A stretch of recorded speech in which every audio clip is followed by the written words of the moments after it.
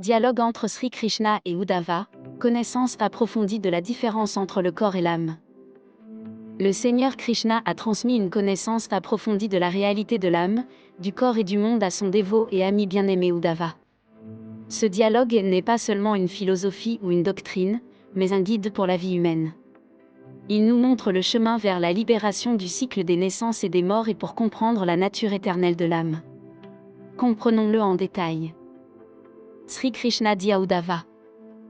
Cher Uddhava, tout comme un agriculteur sème une récolte dans un champ, elle pousse, mûrit et est finalement récoltée. Mais l'agriculteur, qui est témoin de tout ce cycle, est indépendant de cette récolte. De même, l'âme, qui est absolument pure, éternelle et indestructible, il est complètement séparé du cycle des naissances et des morts du corps. C'est l'ignorance qui force l'homme à penser qu'il est le corps, alors que l'âme est éternelle et n'existe dans ce monde qu'à titre de témoin. Être témoin signifie qu'une personne doit devenir témoin des joies et des peines, des actions et des réactions de son corps, de son esprit et de ses sens.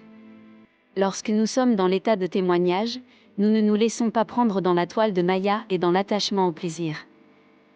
Dieu dit. Uddhava. Ce monde n'est qu'une pièce de théâtre de Maya. Il est aussi irréel que les événements vus dans les rêves. Tout comme lorsque l'eau de la rivière bouge, les images des arbres sur la rive semblent bouger, tandis que les arbres restent immobiles. De même, le bonheur et la tristesse, les gains et les pertes, la naissance et la mort du monde sont tous irréels. Tout comme les événements qui se produisent dans les rêves n'ont aucun lien avec notre état de veille, les plaisirs du monde n'ont aucun lien avec l'âme. Mais à cause de l'ignorance, l'âme reste empêtrée dans cette illusion et l'accepte comme la vérité. Maya est composée de 3 qualités, sattva, raja et tama. Il emprisonne l'âme dans la toile de ses qualités et l'enchaîne au monde. Sattva, la qualité de sagesse et de pureté, qui conduit l'âme vers Dieu. Raja, la qualité de l'activité et du plaisir qui unit l'âme au karma. Tama, la qualité de l'ignorance et de la paresse, qui conduit l'âme à la confusion et à la tromperie. L'influence de Maya dure jusqu'à ce que l'âme reconnaisse sa nature éternelle. Sri Krishna explique. Cher Uddhava, l'âme ne naît ni ne meurt. Elle est absolument libre, pure et immortelle. Mais lorsque l'âme tombe sous l'influence de Maya et accepte ce corps et ses plaisirs comme la vérité, alors elle devient liée. Cette ignorance fait croire à l'âme qu'elle est le corps. Lorsque ce corps meurt, l'âme entre dans le corps suivant. Ainsi, le cycle des naissances et des morts continue. Ce cycle ne s'arrête que lorsque l'âme reconnaît sa vraie nature.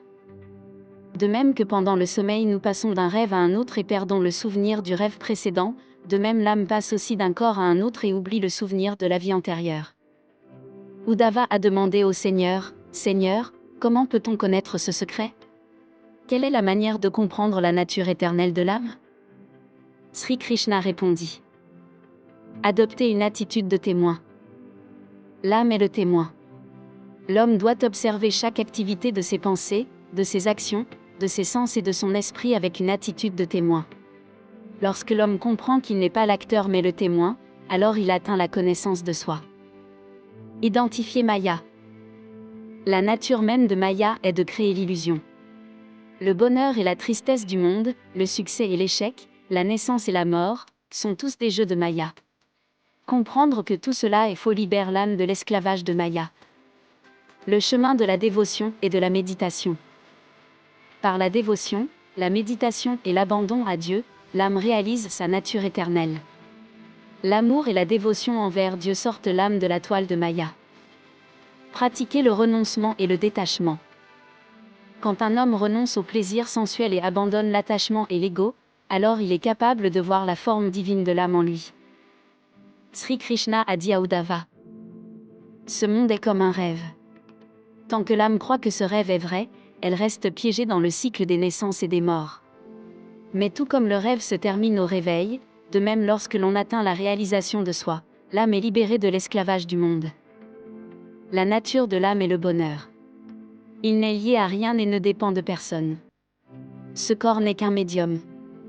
De même que nous ne changeons pas lorsque nous changeons de vêtements, de même l'âme ne change pas lorsque nous changeons de corps. L'âme n'a ni naissance ni mort. C'est éternel. L'essence de cet enseignement profond du Seigneur Krishna est que pour comprendre la différence entre l'âme et le corps, nous devons adopter l'attitude d'un témoin.